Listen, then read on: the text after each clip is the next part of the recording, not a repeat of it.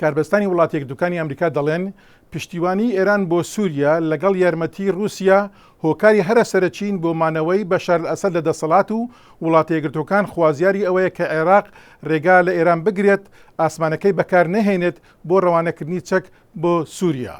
سەرۆکی ئێران مەحموود ئەحمەدینەژاد یەک لە دوا سەرچاوەی سەرەکی دابینکردنی هەواڵگەری لەشکری و چەکە بۆ بەشار ئەسەدی سەرۆکی سووریا.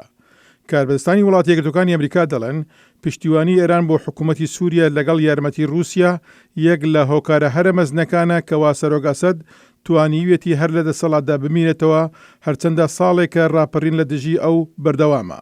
زۆربەی چەکە ئیرانیەکان بە ڕێگای ئاسمانی عێراقەوە ڕەوانی سووریا دەکرێن، عێراقیش پشتیوانی سەرۆک ئەسەد دەکات. ڤیکتۆریا نۆلاند وتەبێژی وزارەتی دەرەوەی ئەمریکا دەڵێت پێویستە بەغدا ڕێگا نەدات چەکی ئێران بگاتە سووریا.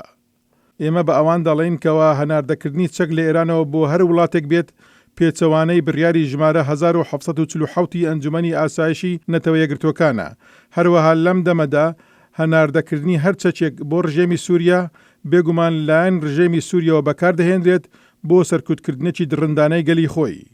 لێکۆڵەری ڕێبازی دەرەوە مالو ئینسنت دەڵێت ئێران دەسەڵاتی هەرێمی خۆی بە پشتیوانیکردنی سەرۆک ئەسەد بتەو دەکات. حکوومەتی ئەسەد وەک باڵێکی حکوومەتەکەی ئێران بیندراوە لە بواری هاوکاریکردنی ئەو هێزانەی کەوا لە لوبنان بۆ ئەوان کار دەکەن، ئەویش بە ڕێگای حیزبوڵڵا و حەماسەوە. لە لوبنان لایەنگرانی مەلای سونی ئەحمەد ئەلەسیر دژی دەستێوەردانی ئێرانن لە سووریا چونکە دەڵێن ئەوە ئاسایشی لوبنانیەکان بن کۆڵ دەکات. ئەحمەد ئەلەسیر بە ڕێگای وەرجێڕێکەوە دەدووە. کاتێک کە ئێمە بزنەوەکەمان دەست پێ کرد زۆر کەس بە ئێمەیان گوت ئێمە لەگەڵ ئەوەی ناڕەوایی لە سووریا هەیە، بەڵام ئێمە دەترسین. کاتێک کە پرسیارم لێکردن بۆ گوتیان ئێمە لە هاوپەیمانانی سووریای وەک حیزبوڵڵا دەترسین.